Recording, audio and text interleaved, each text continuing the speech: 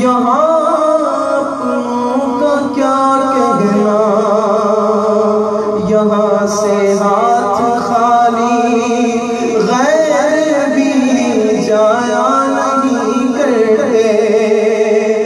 مدینے جو بھی جاتا ہے وہ جھولی بھر کے لاتا ہے، سخی داتا ہے خالی ہاتھ لوٹایا نہیں کرتے، سخی داتا ہے خالی ہاتھ لوٹایا نہیں کرتے۔ نبی کے نام لیوا غم سے گھبرایا نہیں کرتے۔ ارے او نا سمجھ قربان ہو جا ان کے روضے پر، کیونکہ یہ لمحے زندگی میں بار آیا نہیں کرتے۔ جو ان کے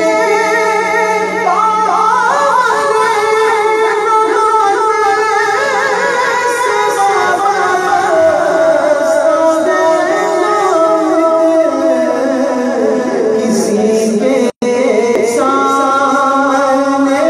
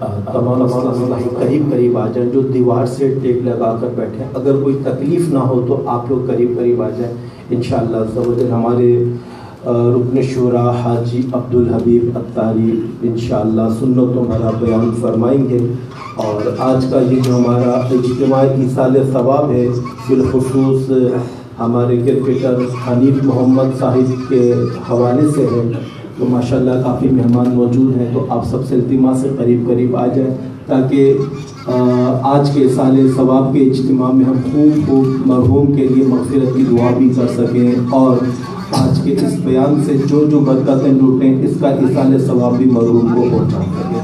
تو جو اسلامی بھائی دور دور ہیں وہ قریب قریب تشریف لیں۔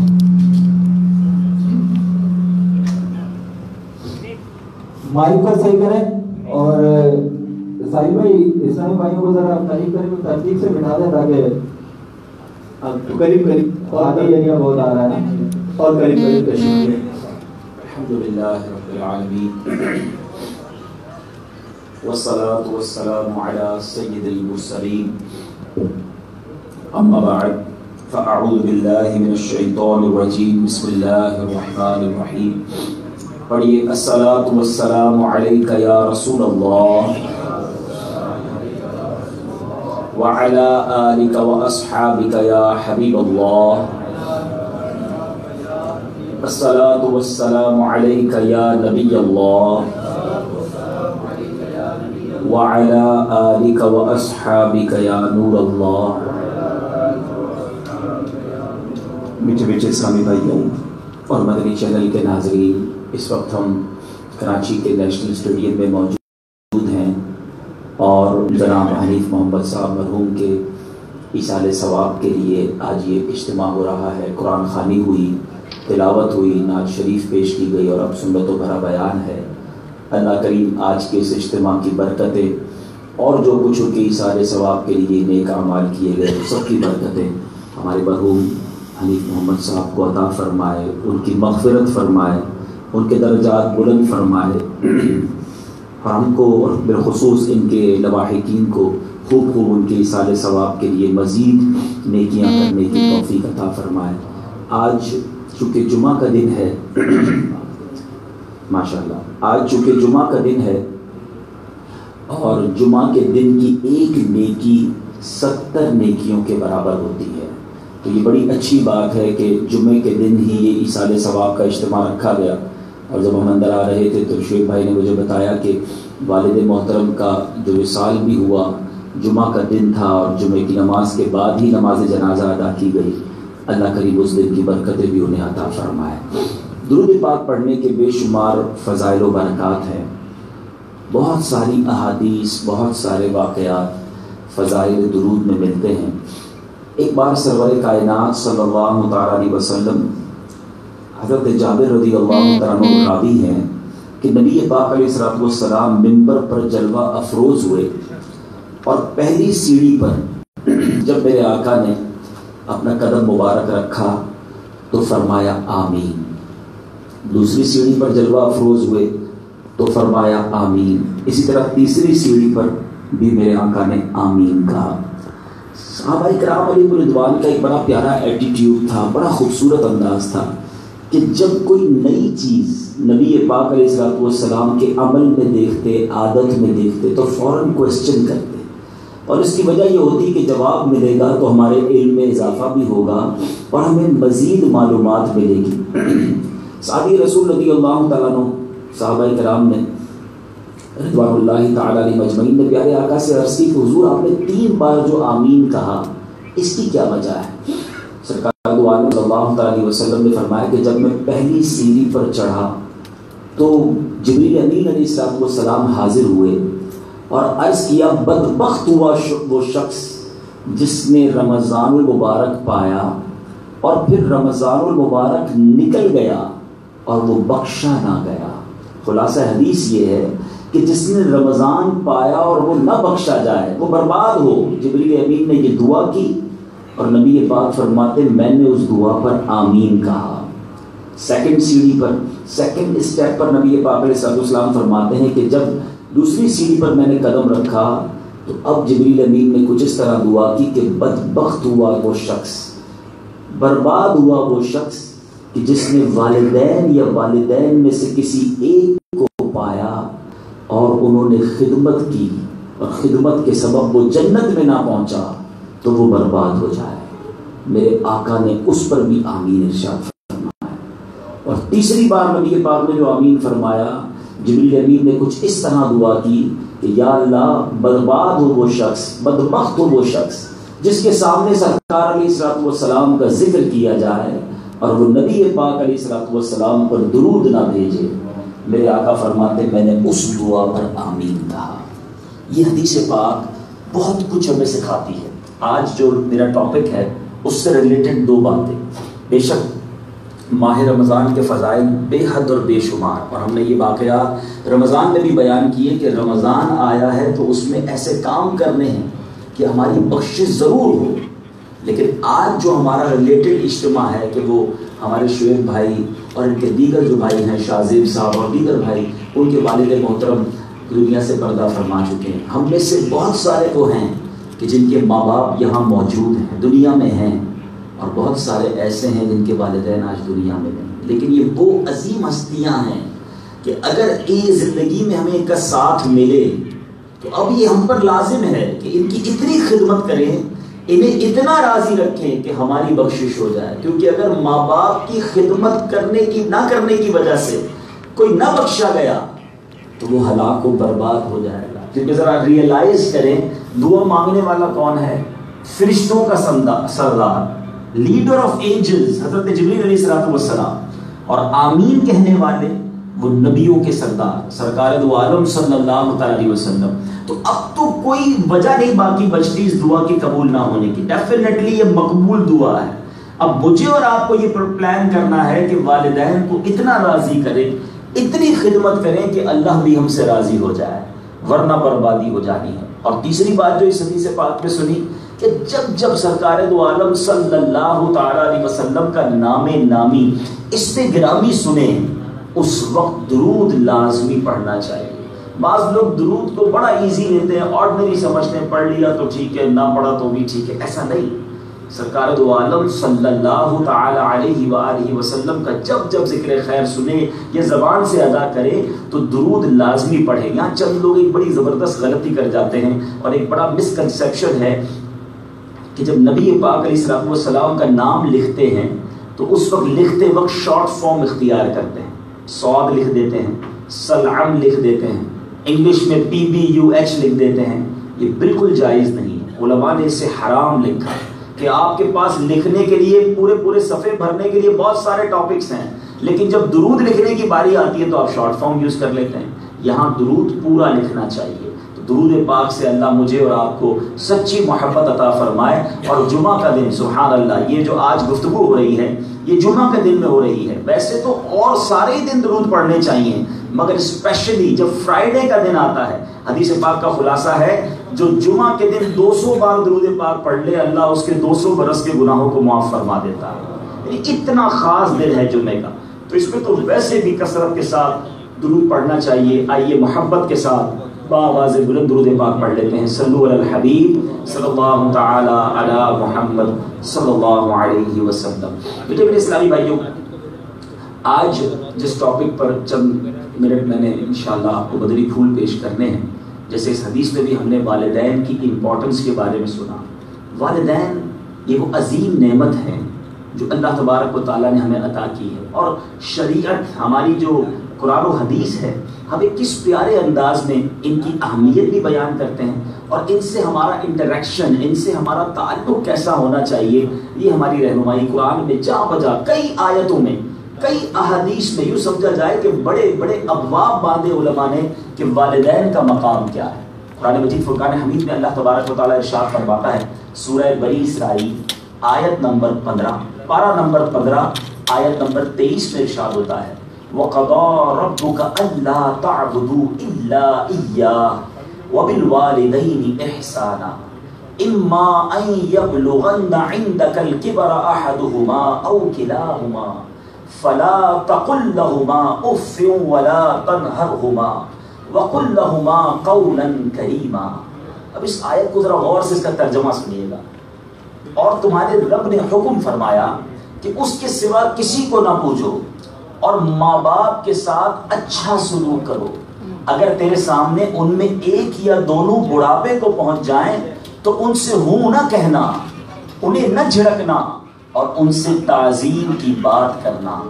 پیچھے پیچھے اسلامی بھائیوں, یہاں علماء مفسرین اس آیت کے تحت لکھتے ہیں کہ اللہ تبارک و تعالی نے اپنی عبادت کے بعد سب سے پہلا ذکر جو کیا, پہلے اپنی عبادت کا ذکر کیا اور اس کے بعد فوراً والدین کی تعظیم کا ذکر کیا. علماء بڑی خوبصورت ڈیبیٹ کرتے ہیں کہ وجود جو ہمارا حقیقی ہے وہ اللہ تبارک و تعالیٰ کے سبب, یعنی رب نے ہمیں پیدا کیا, اور وجود ظاہری جو ہے وہ ماں باپ کی وجہ سے ہے.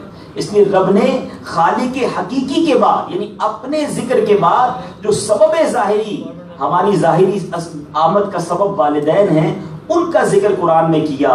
اب یہاں جو فلا تقل لہما اف ولا تنہرہما, یہ آپ نے آیت کا ترجمہ جو سنا, اس کی تفسیر میں علماء لکھتے ہیں ایسا کلمہ بھی نہیں کہنا جو ہلکی سی کراہت پر دلالت کرتا, یعنی والدین سے گفتگو میں ایسا جملہ بھی نہیں کہنا اکتاہٹ پر جو دلالت کرے.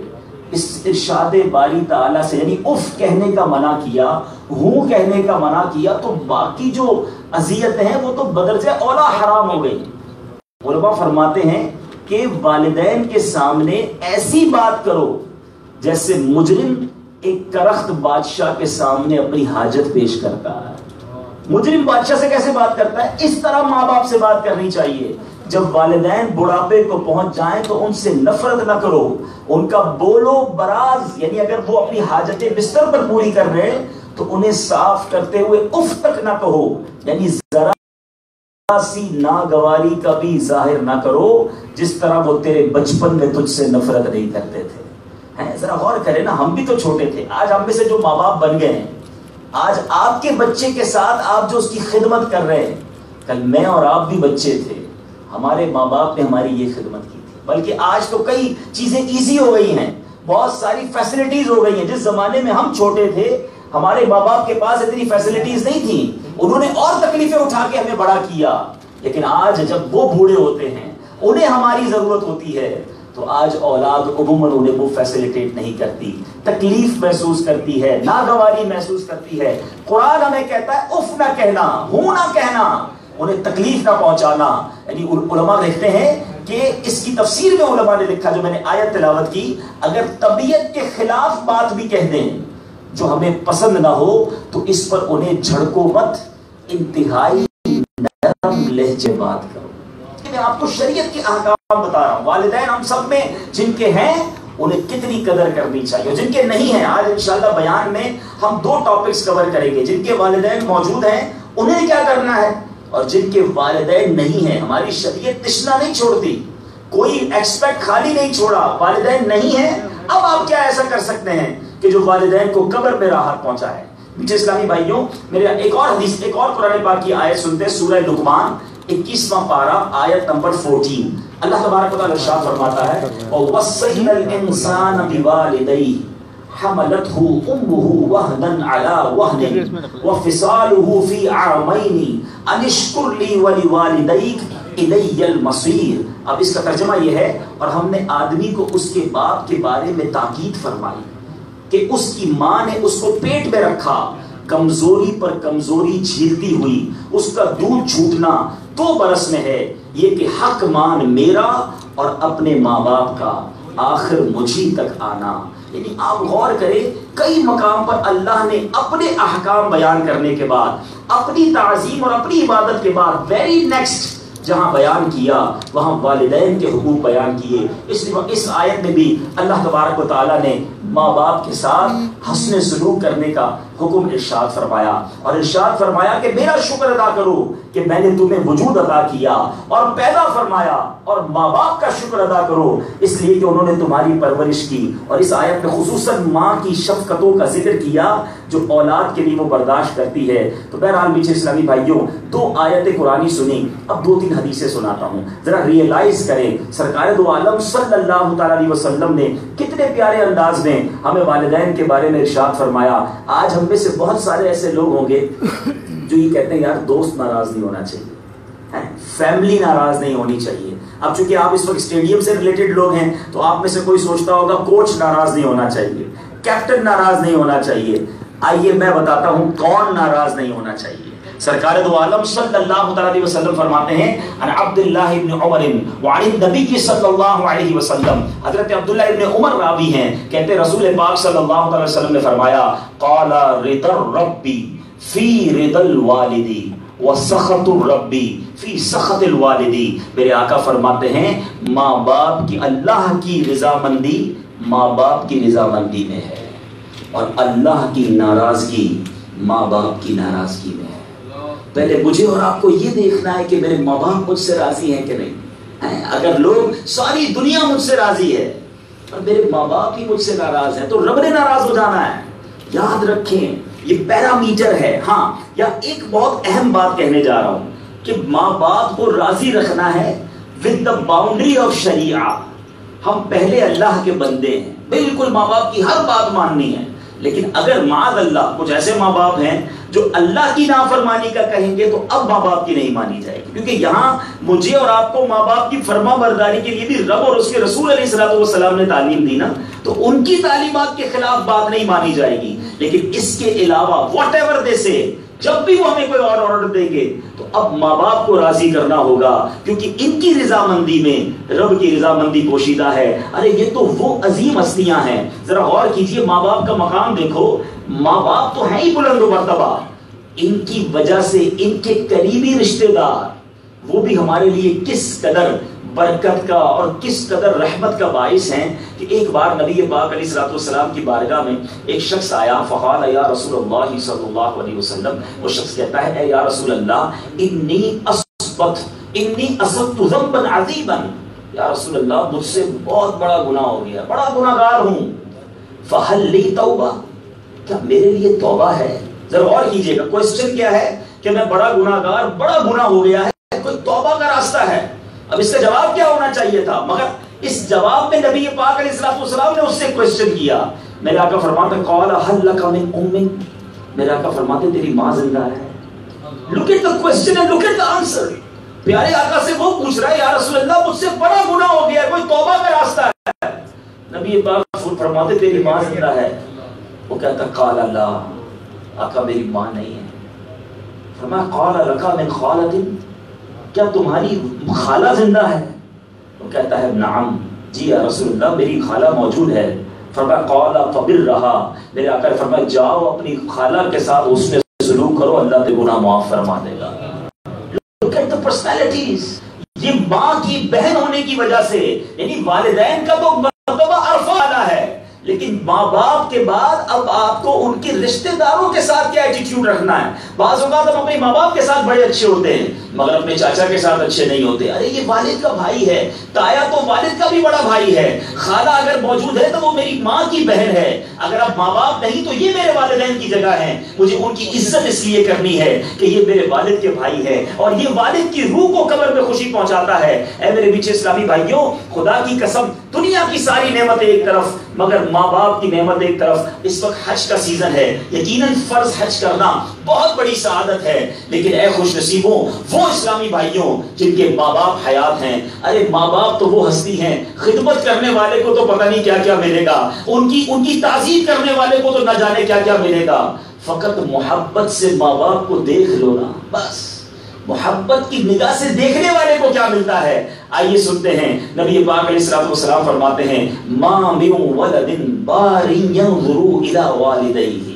میرے آقا فرماتے ہیں جو نیک بیٹا اپنے والدین کی طرف نظر رحمت سے دیکھتا ہے، بس محبت سے دیکھتا ہے. میرے آقا فرماتے ہیں الا كتب الله بكل نظرة حجة مبرورا. میرے آقا فرماتے ہیں اللہ اسے ہر نظر کے بدلے ایک مقبول حج کا ثواب عطا فرماتا ہے، محبت سے دیکھنے کی وجہ سے. اب ایک صحابی نے عرض کی قالوا وان نظر كل يوم 100 مرة، یا رسول اللہ اگر کوئی شخص دن میں 100 بار دیکھ لے، ماں باپ تو گھر میں ہی ہوتے ہیں نا. اللہ غنی، نبی پاک کیا فرماتے ہیں؟ فرمایا قال نعم اللہ اکبر و اطیب، اللہ بہت بڑا ہے اور پاک ہے. گویا کوئی 100 بار ماں باپ کو محبت کی نگاہ سے دیکھے، اللہ 100 مقبول حج کا ثواب عطا فرماتا ہے۔ اب بتاؤ جن کے ماں باپ زندہ ہیں ان کے لیے کتنی بڑی نعمت ہے، مگر آج ماں باپ ہوتے ہوئے ملنے کا ٹائم نہیں ہے، آج ماں باپ ہوتے ہوئے خدمت کرنے کا ٹائم نہیں ہے، وہ بلاتے رہ جاتے ہیں، ہمارے پاس جانے کا ٹائم نہیں ہے۔ اچھا جا کر محبت کی نگاہ سے دیکھتا کون ہے؟ وہاں جا کر تو لڑائی کرتے ہیں ماں باپ سے، کہتے ہیں زیادہ باتیں نہ کرو، آپ کو نہیں پتا زمانہ کتنا آگے بڑھ گیا ہے، میں ویل ایجوکیٹڈ ہو گیا ہوں، مجھے پتا ہے اب زمانے میں کیا ہوتا ہے، آپ بوڑھے ہو گئے، آپ خاموش رہا کریں، بار بار بیچ میں نہ بولا کریں، اب دنیا ہماری ہے۔ اے میرے پیچھے اسلامی بھائیوں، یہ ایٹیٹیوڈ، یہ انداز ماں باپ کے ساتھ نہیں۔ قرآن کہتا ہے اف نہ کہنا۔ آج انہیں کہہ رہے ہو کہ آپ کو سمجھ نہیں پڑتی، ارے ان کو تو اس وقت سمجھ پڑتی تھی جب مجھے بولنا بھی نہیں آتا تھا، میں روتا تھا تو پتا چل جاتا تھا کہ آج میرے پیٹ میں درد ہے یا مجھے بھوک لگی ہے، میری ماں تو اس وقت ہی پہچان جاتی تھی۔ مگر آج ہمارے نوجوان، ہمارے جو بھی اسلامی بھائی مجھے یہاں سن رہے ہیں یا بعد میں چینل پر یہ بیان سنیں، خدا را اپنے ماں باپ کو راضی کیجیے، نعمت ہے اللہ کی آپ کے لیے۔ اور آپ ابھی آگے سنیں گے کہ ماں باپ ہمارے لیے دنیا میں بھی کتنی بڑی نعمت ہے اور آخرت میں بھی کتنی بڑی نعمت ہے۔ ماں باپ کی وجہ سے رزق میں برکت ہوتی ہے، ماں باپ کی وجہ سے عمر دراز ہو سکتی ہے۔ جی ہاں، میں آپ کو حدیث پاک سنا رہا ہوں، حضرت انس رضی اللہ عنہ فرماتے ہیں رسول اللہ صلی اللہ علیہ وسلم نے فرمایا من بر والدیہ طوبی لہ زاد اللہ فی عمرہ۔ میرے آقا فرماتے ہیں جس نے اپنے ماں باپ سے حسن سلوک کیا اس کے لیے خوشخبری ہے، اللہ تعالیٰ اس کی عمر میں زیادتی فرمائے گا۔ آپ اپنے عمر میں زیادتی چاہتے ہیں، اپنے ماں باپ کو راضی کیجیے۔ ایک اور حدیث سنیے، سیدنا انس بن مالک رضی اللہ عنہ راوی ہیں، میرے آقا فرماتے ہیں من احب ان یمد له فی عمرہ وان یزاد له فی رزقہ۔ میرے آقا فرماتے ہیں جو یہ چاہتا ہے کہ اس کی رزق میں بھی برکت ہو، اس کی عمر بھی لمبی ہو جائے، ہم سارے بیٹھے سارے یہ چاہتے ہیں، سب کی تمنا ہے کہ رزق بھی بڑھ جائے، اللہ اچھی عمر بھی طویل کر دے۔ میرے آقا فرماتے ہیں کرنا کیا ہے؟ میرے آقا فرماتے ہیں فَلْيَبَرَّ وَالِدَيْهِ وَلْيَصِلْ رَحِمَهُ۔ میرے آقا فرماتے ہیں وہ اس کو چاہیے کہ وہ اپنے ماں باپ سے حسن سلوک کرے اور رشتہ داروں سے صلہ رحمی اختیار کرے۔ آپ ذرا غور کریں، کوئی لمبی چوڑی فہرست نہیں دیتی کہ اتنے روزے رکھے، اتنا صدقہ خیرات کرے، اتنے سجدے کرے تب جا کے رزق میں اضافہ ہوگا یا جناب اس کی جو عمر بڑی ہو جائے گی۔ نہیں، بڑا سمپل فارمولہ ہے، ماں باپ کے ساتھ حسن سلوک کرے، رشتہ داروں کے ساتھ صلہ رحمی کرے، اللہ رزق بھی بڑھا دے گا، عمر بھی لمبی کر دے گا۔ اب یہ ہمارے اوپر ہے کہ ہم کتنا اس کو جو ہے وہ پریکٹیکل کرتے ہیں۔ اچھا یہ تو ہو گیا، چونکہ میں نے کہا تھا کہ بیان کو ہم 2 حصوں میں کریں گے۔ ایک حصہ تو ہو گیا کہ جن کے والدین حیات ہیں انہیں کیا کرنا ہے، امید ہے کچھ ریئلائز ہوا ہوگا۔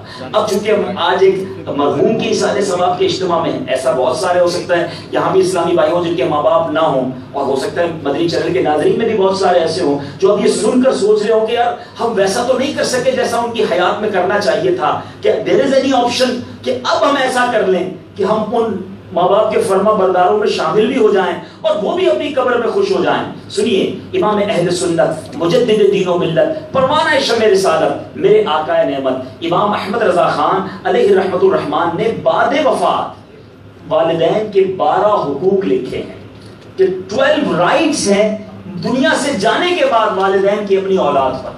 اب یہ ذرا غور سے سنیے گا۔ پہلا حق، سب سے پہلا حق میت کا یہ ہے کہ موت کے بعد ان کے جنازے کی تجہیز، تکفین، تدفین، غسل، نماز، یہ اس کا انتظام کیا جائے اور ان کاموں میں سنت اور مستحبات کی رعایت کی جائے جس سے ان کے لیے خوبی اور برکت اور وسعت کی امید ہو۔ یعنی یہ اولاد کا حق ہے، والدین کا حق ہے اولاد پر کہ ان کے مرنے کے بعد ان کی اولاد ایسا انتظام کرے کہ صحیح طریقے سے غسل دیا جائے، سنت کے مطابق تدفین ہو، نماز جنازہ ٹھیک طریقے سے ہو تاکہ قبر میں جا کر ان کو راحت ملے۔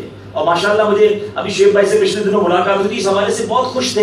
اللہ سلامت رکھے ہمارے دعوت اسلامی کے مبلغین کو، اور یہاں میں آپ سب کو بتانا چاہتا ہوں، بلکہ ایک آفر بھی دینا چاہتا ہوں کہ جو یہاں موجود ہیں اور جو مدنی چینل کے ناظرین مجھے سن رہے ہیں کہ جب بھی اللہ نہ کرے گھر میں آپ کے کوئی ایسا پرابلم ہو جائے کہ کسی کا انتقال ہو جائے تو باقاعدہ دعوت اسلامی کا ایک ڈپارٹمنٹ ہے مجلس تجہیز و تکفین کہ آپ اسے کال کریں، ہمارے اسلامی بھائی آپ کے گھر آ کر میت کو سنت کے مطابق غسل دیں گے، اس کو کفن دیں گے، ان کی تربیت کریں گے اور انشاءاللہ ان کی تدفین کا صحیح طریقے سے انتظام کریں گے۔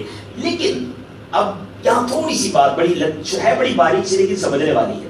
دعوت اسلامی والے تو کریں گے لیکن حق تو اولاد کا ہے نا۔ اولاد نے یہ سیکھنا ہے، کیونکہ والد کی یہ سمجھے اس کی روح کو سکون ملے کہ اگر اس کا بیٹا اسے غسل دے، اس کا بیٹا اس کا جنازہ پڑھائے، اس کا بیٹا اسے کفن دے اور اپنے ہاتھوں سے سنت کے مطابق قبر میں اتارے، یہ حق ہے والد کا۔ سیکنڈ، دوسرا حق یہ ہے کہ ان کے لیے دعا استغفار ہمیشہ کرتے رہنا اور اس سے کبھی غفلت نہ کرنا، یہ ہمیشہ یاد رکھیں۔ کئی لوگ 30 تک، 10ویں تک، 40ویں تک، برسی تک تو دعا ہوتی رہتی ہے، اس کے بعد بھول جاتے ہیں۔ نہیں، اب والدین کو آپ کی دعاؤں میں مسلسل حصہ، یعنی بلکہ میں مشورہ دوں گا ان تمام مدنی چینل کے ناظرین کو جو یہاں موجود ہیں کہ اگر ماں باپ دنیا سے چلے گئے نا تو بیسٹ طریقہ یہ ہے کہ کوئی ایسا ایصال ثواب کا کام کر دیجئے کہ آپ روزانہ ایصال ثواب نہیں کر سکیں گے، لیکن اگر کوئی ایسا ثواب جاریہ کا کام، مثال کے طور پہ کوئی مسجد بنا دیں، کوئی مدرسہ بنا دیں، کوئی کنواں کھدوا دیں، کوئی ایسا کام جو کنٹینیو رہنے والا ہو، اور اپنے والد کے نام پر ایصال کر دیں، والدہ کے نام پر ایصال کر دیں، مرحومین کے نام پر ایصال کر دیں، تاکہ ڈیلی بیسس پر ان کی قبر میں انہیں ثواب کا تحفہ پہنچتا رہے۔ نمبر 3، صدقہ اور نیک اعمال کا ثواب ان کو پہنچاتے رہنا اور حسب طاقت اس میں کمی نہ کرنا، اپنی نماز کے ساتھ ان کے لیے بھی نماز پڑھنا، اپنے روزوں کے ساتھ ان کے لیے بھی روزے رکھنا، جو نیک کام کرے اس کا ثواب انہیں بھی پہنچانا، بلکہ سب مسلمانوں کو بخش دینا، ان سب کو ثواب پہنچ جائے گا۔ اللہ کی رحمت دیکھو، میرے پاس 1000 روپے ہوں اور میں 10 لوگوں کو 100 روپے بانٹوں تو میرے پاس تو کچھ نہیں بچے گا نا، مگر میرے رب کے خزانے کتنے عظیم ہیں کہ میں نیکی کروں، میں درود پڑھوں اور کہوں کہ یا اللہ سرکار کی ساری امت کو اس کا ثواب پیش کرتا ہوں، اللہ تعالیٰ ساری امت کو ایک ایک درود پاک پڑھنے کا ثواب بھی عطا فرمائے گا، پڑھنے والے کے ثواب میں بھی کمی نہیں ہوگی۔ یہ کتنی قریبی کی بات ہے۔ تو آپ نیکیاں کریں، والدین کو بھی ایصال کریں، اپنے مرحومین کو بھی ایصال کریں۔ ایک اور حق جو لکھا کہ اگر ان پر کوئی قرضہ ہو تو اسے ادا کرنے میں حد درجے جلدی کرنا، ٹھیک ہے؟ والدین کی طرف سے اگر قرضہ ہو، ہاں والدین نے مال نہیں چھوڑا تو اولاد پر واجب نہیں، لیکن یہ سعادت سمجھنا کہ میں اپنے والد کی طرف سے ان کا قرضہ ادا کر دوں تاکہ ان پر کوئی بوجھ نہ بچے۔ پانچواں حق یہ بیان کیا گیا کہ اگر ان پر کوئی فرض باقی ہو، یعنی مثال کے طور پر حج نہ کیا ہو تو ان کی طرف سے حج کرنا یا حج بدل کرنا، اسی طرح کوئی زکوٰۃ عشر کا کوئی معاملہ رہ گیا ہو تو اس کا علماء سے معلوم کر کے فدیہ وغیرہ ادا کرنا تاکہ والد صاحب یا مرحوم پر کوئی بوجھ نہ رہے۔ چھٹا حق فرمایا کہ اگر جو انہوں نے وصیت کی ہے اس وصیت پر شریعت کے مطابق عمل کرنا، یہ جو شریعت کا حکم ہے اس کے مطابق عمل کرنا، یہ بھی والد کا مرحوم کا حق ہے، ماں باپ کا حق ہے۔ نمبر 8، ہر جمعہ ان کی قبر کی زیارت کو جانا، یہ والد کا یا مرحوم کا حق ہے۔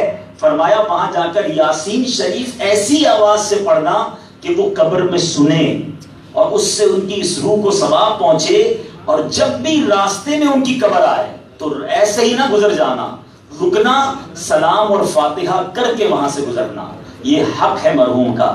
پھر 9واں حق لکھا ان کے رشتہ داروں کے ساتھ عمر بھر نیک سلوک کرنا۔ ماں باپ کا انتقال ہوتا ہے، بندہ کہتا ہے ختم، رشتہ داروں سے تعلق ختم، نہیں، جو والدین کے رشتہ دار ہیں ساری زندگی ان کے ساتھ اچھا سلوک کرنا، یہ حق ہے مرحوم والدین کا۔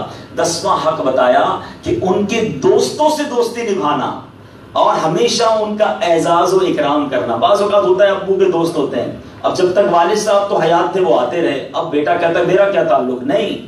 شریعت کتنی خوبصورت ہے، ہمارا مذہب کتنا پیارا ہے کہ جس دوست سے والد کی دوستی تھی اب ہمارا اس سے اچھا انداز ہونا چاہیے۔ ماں کی اگر کچھ سہیلیاں تھیں، بزرگ خواتین تھیں، آپ عید والے دن، خوشی والے دن ان کے گھر بھی کچھ بھجوائیں کہ میری ماں کی یہ دوست تھیں۔ یہ والدین کی قبر میں ان کی روح کو یوں سمجھے تسکین پہنچانے والے کام ہیں۔ نمبر 11، اب یہ بڑی اہم بات کرنے جا رہا ہوں، بڑی زبردست بات لکھی اعلیٰ حضرت امام اہل سنت نے، کبھی کسی کے ماں باپ کو برا کہہ کر اپنے ماں باپ کو برا نہ کہلوائے۔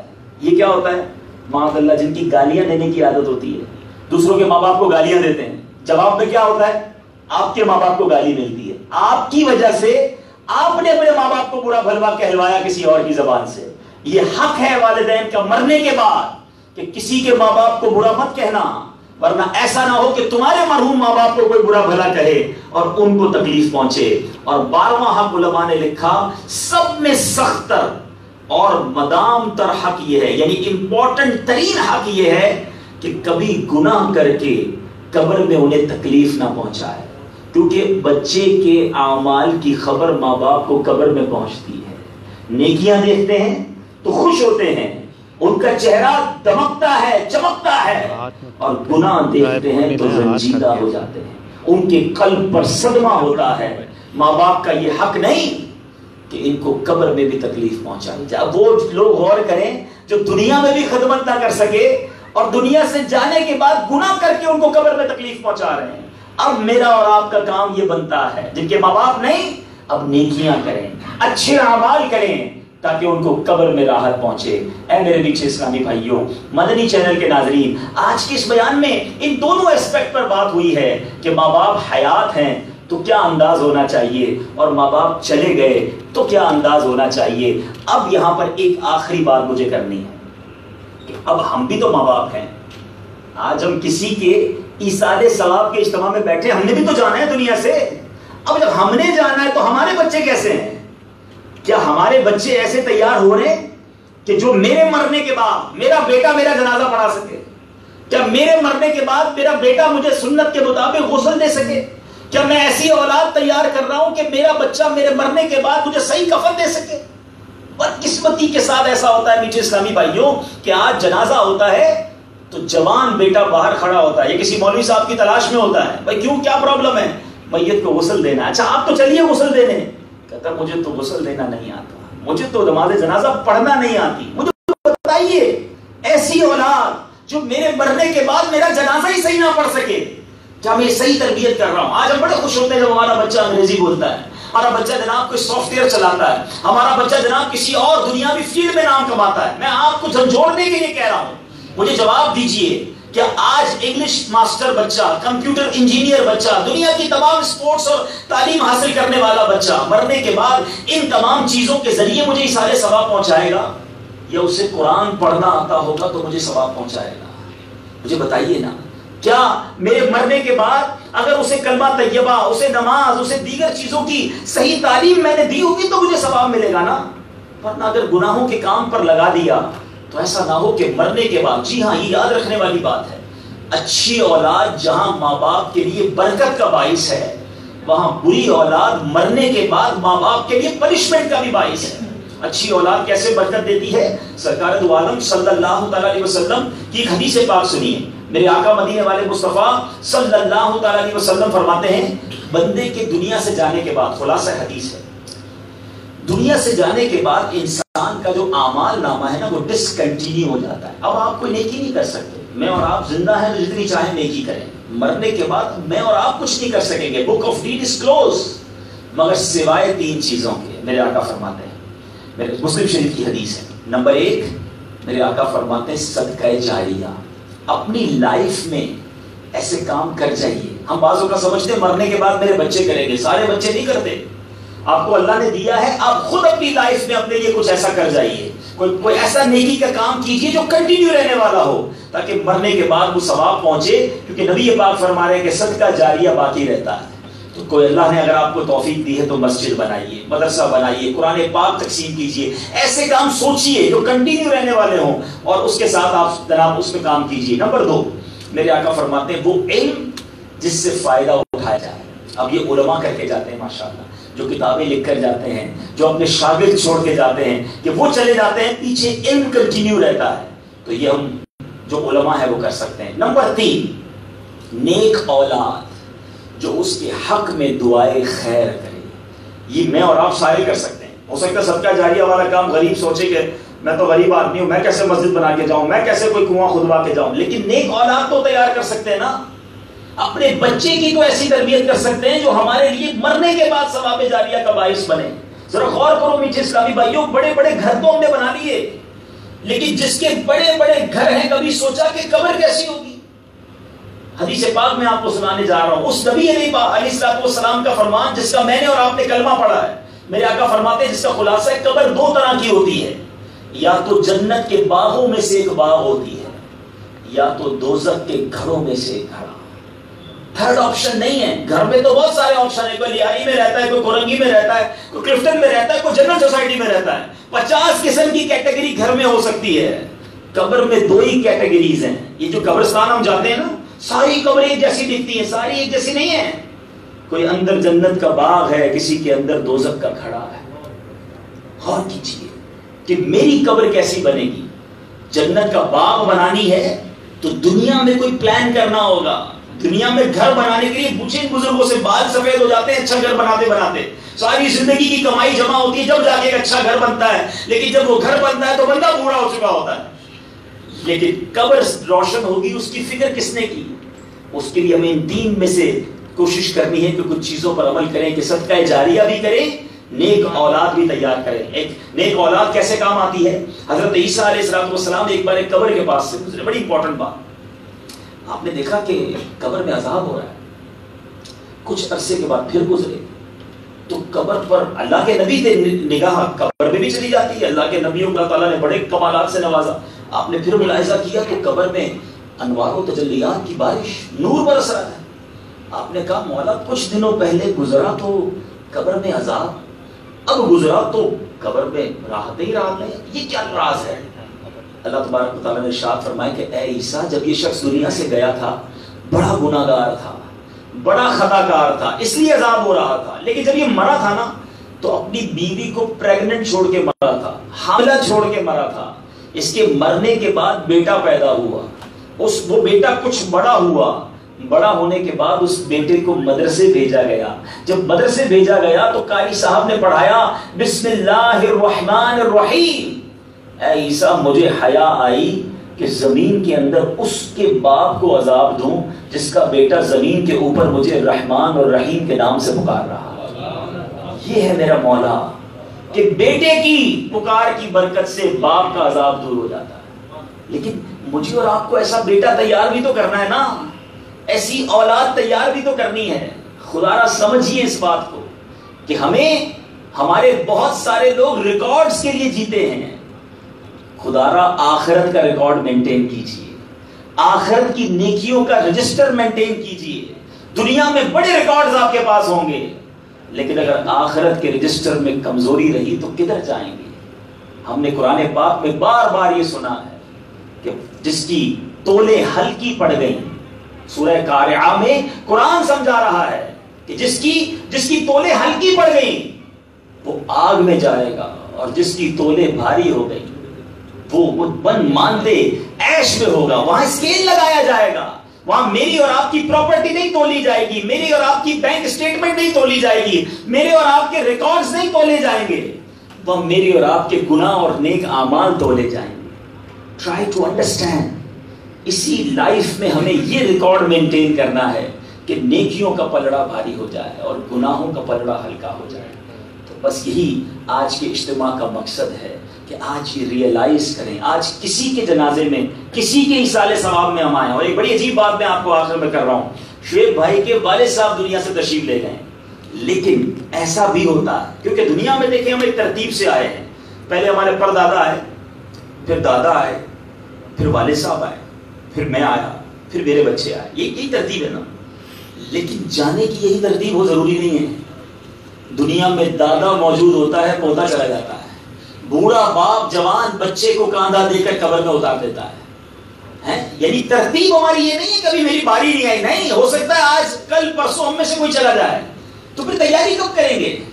ہمیں آج ابھی یہ نیت کرنی چاہیے. دیکھیں جمعہ کا دن, سبحان اللہ, یہ بہت اچھا دن ہے آج اچھے کام کرنے کے لیے. ٹرائی ٹو انڈرسٹینڈ کہ آج نیت کریں کہ بس آج کے بعد میں نے اپنی آخرت کی تیاری کرنی ہے, اپنے بچوں کو نیک بنانے کی تیاری کرنی ہے, اپنے ایصال ثواب کے سامان کو تیار کرنے کی تیاری کرنی ہے. پھر دیکھیں انشاءاللہ اللہ غیب کے خزانوں سے مدد کرے گا. پہلے نیت ہی ہوتی ہے نا, پہلے ارادہ کریں. سب سے پہلی نیت آج یہ کر لیتے ہیں کہ آج کے بعد میری کوئی نماز قضا نہیں ہوگی. یہ پکی سچی سارے نیت کر لیں. بس نماز ایٹ اینی کاسٹ ہم نے ادا کرنی ہے. انشاءاللہ اور کرم کے دروازے کھلیں گے, مشکلیں آسان ہوں گی. کیونکہ نماز نہ پڑھنے والا تو اس نے تو پھنسنا ہی پھنسنا ہے. روایتوں میں آتا ہے نماز نہ پڑھنے والے سے رب ناراض ہو جاتا ہے.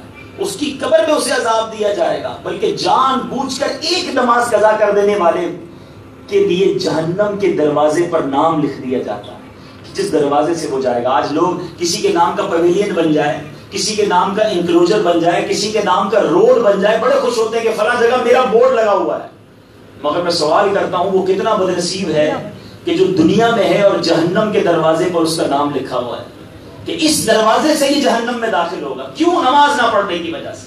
تو جو نمازیں قضا ہوئی توبہ کرے اور اس کا حساب کر کے اس کو ادا کرنا بھی شروع کرے، اور ایٹ لیسٹ آج سے کنٹینیو نماز کی پابندی کریں۔ یہی پیغام دعوت اسلامی کا ہے کہ آئیے دنیا میں رہتے ہوئے دنیاوی معاملات کے ساتھ ساتھ ہم اپنی آخرت کی بھی تیاری کریں اور اپنی اولاد کو ایسا پریپیئر کریں۔ اچھا، اولاد ایسی پریپیئر نہیں ہو جائے گی کہ کسی کو میں کہوں بیٹا آپ نیک بن جاؤ، آپ دیکھو نمازی بن جاؤ، آپ اچھے بن جاؤ، نہیں، اولاد انسپائر ہوتی ہے والدین سے۔ مجھے نیک بننا ہوگا، اگر میں اپنے بچوں کو نیک دیکھنا چاہتا ہوں، میرے بچے نیک نہیں بن سکتے جب تک میں نیک نہ بنوں۔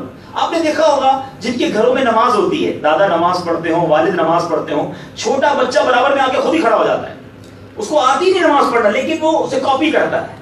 بالکل اسی طرح چھوٹی بچی اپنی ماں کو، نانی کو، دادی کو نماز پڑھتے دیکھتی، وہ دوپٹہ باندھے گی، آ کر کھڑی ہو جائے گی، کیوں؟ دے آر انسپائرنگ، یہ سیکھ رہے ہیں۔ بالکل اسی طرح جن گھروں میں برے اعمال ہوتے ہیں، ناچ گانے باجے برے کام، ان کے بچے آپ کو برے کام کرتے ہوئے بھی نظر آئیں گے۔ اگر آپ چاہتے ہیں کہ میری اولاد نیک بن جائے اور میری مغفرت کا ذریعہ بنے، پہلے مجھے چینج ہونا ہوگا۔ میں روز جھوٹ بولتا رہوں اور کہوں بچہ سچا ہو جائے، میں روز غلط کام کروں اور میں کہوں بچہ اچھا ہو جائے، ایسا نہیں ہوگا۔ ہمیں خود کو تبدیل ہونا ہوگا اور یہ ضروری ہے، بیکاز یہ ہمارا مستقبل ہے۔ یہاں کے لیے بھی آخر خبرداری بننا تھا نا، اس کو پتا چلتا کہ شریعت کیا کہتی ہے۔ اللہ قرآن میں فرماتا اف بھی نہ کھینا، بچہ کیسا زبان چلاتا، وہ تو روزانہ میرا ہاتھ چومتا، کیونکہ شریعت کہتی ہے محبت سے دیکھو حج کا ثواب ہے، تو میرا بیٹا تو میرا محبت سے ہی مجھے ہمیشہ دیکھتا۔ پرابلم یہ ہے کہ بچوں کی نافرمانی کی ایک بڑی وجہ یہ ہے ہم نے اپنے بچوں کو قرآن و حدیث نہیں پڑھایا، حالانکہ شریعت ہم سب کے لیے فائدہ مند ہے اگر ہم پراپر طریقے سے انہیں ٹیچ کریں۔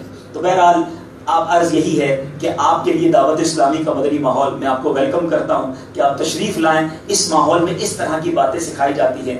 ہر جمعرات کو دعوت اسلامی کا اجتماع، بڑا قریبی فیضان مدینہ ہے، مغرب سے عشاء ہوتا ہے، بڑی خوبصورت وہاں دعا ہوتی ہے۔ جمعرات کی رات تو ویسے بھی مانگنے کی رات ہے، تو وہاں تشریف لے آیا کریں۔ اسی طرح مدنی چینل اگر آپ دیکھتے رہیں گے تو مدنی چینل کے ذریعے اس طرح کی اسپیچز سن کے، اچھا مدنی چینل پوری فیملی کے ساتھ بیٹھ کے آپ دیکھ سکتے ہیں، جیسے آج یہ بیان ہو رہا ہے یہ مدنی چینل پر بھی ڈلے ہوگا، تو پوری فیملی بیٹھ کر دیکھے گی تو پوری فیملی کی اللہ نے چاہ تربیت ہونا شروع ہو جائے گی۔ اور اسی طرح ہر سیٹرڈے کو ایک بڑا شاندار سیشن ہوتا ہے، 2.5 آور 2 گھنٹوں کا، تقریباً 2-2.5 گھنٹوں کا سیشن ہوتا ہے، اور یہ بھی عشاء کے بعد فیضان مدینہ میں ہوتا ہے۔ وہاں تشریف لے آئیں، ہمارے شیخ طریقت امیر اہل سنت کوسچن آنسر کا جواب دیتے ہیں، اور مدنی چینل پر بھی یہ لائیو ٹیلی کاسٹ ہوتا ہے، تو اس کے ذریعے بھی انشاءاللہ ہماری تربیت ہوگی۔ اللہ کریم سے ہم دعا کرتے ہیں کہ رب کریم ہمیں دنیا میں رہ کر اپنے والدین کا خوب ادب کرنے کی توفیق عطا فرمائے۔ جن کے والدین دنیا سے چلے گئے، ہمیں مرنے کے بعد جو آج حقوق ہم نے سیکھے ان کو خوب ایصال ثواب کرتے رہنے کی توفیق عطا فرمائے، اور ہمیں اپنے بچوں کی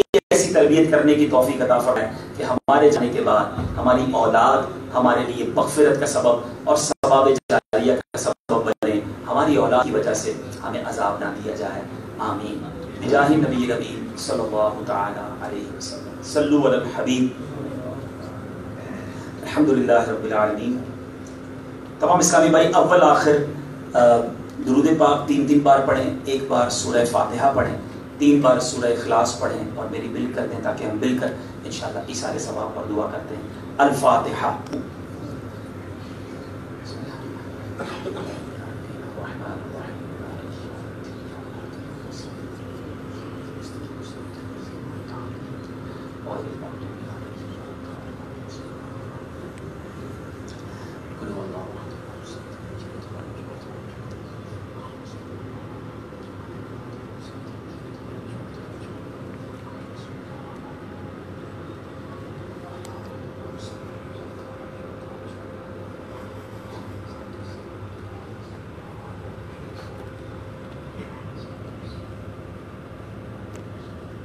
الحمدللہ رب العالمین والصلاة والسلام علی سید المرسلین۔ میرے مولا، ہم سب نے یہاں پر جو تلاوت قرآن پاک کی، نعت شریف ہوئی، بیان ہوا، 5 قرآن پاک، 26,000 درود پاک، مزید ایصال ثواب ہوا، اور میرے مالک ہم سب کی زندگی میں جو ٹوٹے پھوٹے نیک اعمال ہیں ہمیں تمام اعمال کا ثواب سرکار دو عالم صلی اللہ تعالی علیہ وسلم کی بارگاہ میں ہدیتاً تحفتاً عقیدتاً پیش کرتے ہیں، قبول فرما۔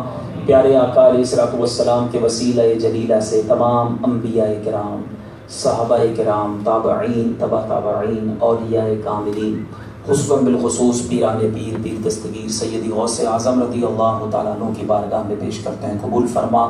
تمام مسلمین، تمام مسلمات، خصوصاً بالخصوص جناب حنیف محمد صاحب مرحوم کی روح کو پیش کرتے ہیں، قبول فرما۔ ہمارے شعیب محمد بھائی کے جتنے خاندان کے مرحومین، ہم سب کے جو مرحومین اس دنیا سے چلے گئے مولا، ان سب کی روحوں کو پیش کرتے ہیں، قبول فرما۔ بالخصوص میرے مولا جن کا کوئی ایصال ثواب کرنے والا نہیں، ان کی روحوں کو پیش کرتے ہیں، قبول فرما۔ میرے مالک ہم سب کی مغفرت فرما، ہم سب کے گناہوں کو معاف فرما، بالخصوص جناب مرحوم حنیف محمد صاحب کے گناہوں کو معاف فرما، ان کی قبر کو جنت کے باغوں میں سے ایک باغ بنا دے۔ اے اللہ، ہم نے حدیث میں، کتابوں میں یہ پڑھا ہے کہ جن سے تو راضی ہوتا ہے ان کی قبر میں جنت کی کھڑکی کھلوا دی جاتی ہے، ان کے کفن کو جنت کی کفن سے تبدیل کر دیا جاتا ہے۔ اے گناہ گاروں کو بخشنے والے، اے اپنے بندوں پر رحمت کی نگاہ کرنے والے، ہمارے جناب مرحوم حنیف محمد صاحب کی قبر میں جنت کی کھڑکی کھلوا دے، ان کے کفن کو جنتی کفن سے تبدیل فرما دے، ان کی قبر کو تا حد نگاہ وسیع فرما دے۔ اے اللہ، تیرے دربار میں ہماری بھی دعا ہے کہ جب ہم دنیا سے جائیں ایمان والی، عافیت والی، مدینے والی موت عطا فرما، جنت البقیع میں ہم سب کو مدفن نصیب فرما، اور ہماری قبر کو بھی جنت کے باغوں میں سے ایک باغ بنا۔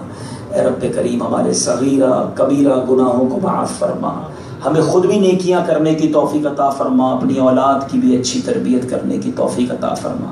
اے اللہ، تیرے خزانوں میں کمی نہیں۔ اے رب کریم، جن کے ماں باپ حیات ہیں درازی عمر بالخیر عطا فرما، اپنے ماں باپ کی خوب خدمت کرنے کی ہمیں توفیق عطا فرما، ہمارے ماں باپ کو سدا ہم سے راضی رکھ، اور جن کے ماں باپ دنیا سے چلے گئے اے اللہ، ان کو اپنے والدین کے لیے خوب خوب نیکیاں کرنے اور ایصال ثواب کرتے رہنے کی توفیق عطا فرما۔ آج کے اس اجتماع کو اپنے دربار میں قبول فرما، جنہوں نے آج کے اس اجتماع کو سجانے کے لیے کوششیں کی اے اللہ، ان کو بھی جزائے خیر عطا فرما۔ ہم سب کا جمع ہونا اپنی دربار میں قبول فرما۔ جمعہ کا دن ہے، تیری رحمتوں برکتوں کے نزول کا دن ہے، ہم پر اپنی رحمتوں کی بارش برسا دے۔ اے رب کریم، ہم میں سے بہت سارے پریشانیوں کا، بیماریوں کا، قرض داریوں کا شکار ہوں گے، اے اللہ تو سب کے نام بھی جانتا ہے، سب کے کام بھی جانتا ہے۔ آج سب کی بگڑی بنا دے، آج سب کے کام بنا دے، آج سب کی مشکلیں آسان کر دے، سب کی جھولیاں بھر دے۔ یا حل المشکلات، حل المشکلاتنا یا اللہ، یا دافع البلیات، ادفع بلیاتنا یا اللہ، یا قاضی الحاجات، اقضی حاجاتنا یا اللہ، یا ستار العیوب استر عیوبنا بسترک الجمیل، یا غفار الذنوب اغفر ذنوبنا یا اللہ۔ اے اللہ، خوش نصیب حج کو جا رہے ہیں، جو جا رہے ہیں ان کا جانا آسان فرما، قبول فرما، قدم قدم پر حفاظت فرما، خیر سے گھر آنا نصیب فرما۔ جو نہیں جا پا رہے اور جانے کے لیے تڑپ رہے ہیں اے اللہ، انہیں بھی کعبہ دکھا دے، انہیں بھی مدینہ دکھا دے۔ ہم سب کے مقدر میں بار بار حرمین طیبین کی بات اب حاضریاں نصیب فرما، دعوت اسلامی کو ترقیاں اور عروج عطا فرما، اور ہمیں بھی دعوت اسلامی کا ساتھ دیتے رہنے کی توفیق عطا فرما۔ بالخصوص وطن عزیز پاکستان کی حفاظت فرما، اندرونی بیرونی سازشوں سے محفوظ فرما، عالم اسلام کا بول بالا فرما، دشمنان اسلام کا منہ کالا فرما۔ اللہم ربی یسر ولا تعسر وتمم علینا بالخیر یا فتاح وبک نستعین۔ دنیا میں ہر آفت سے بچانا مولا، عقبا میں نہ کچھ رنج دکھانا مولا، بیٹھوں جو در پاک پیمبر کے حضور، ایمان پہ اس وقت اٹھانا مولا، ایمان پہ اس وقت اٹھانا مولا۔ ببرکت ان اللہ وملائکتہ یصلون علی النبی یا ایھا الذین آمنوا صلوا علیہ وسلموا تسلیما۔ اللہم صل علی سیدنا ومولانا محمد عدد ما فی علم اللہ صلاۃ دائمۃ بدوام ملک اللہ۔ جب دم واپسی ہو یا اللہ، سامنے ہو روضہ رسول اللہ، اور لب پہ ہو لا الہ الا اللہ محمد رسول اللہ۔ بسم اللہ الرحمن الرحیم.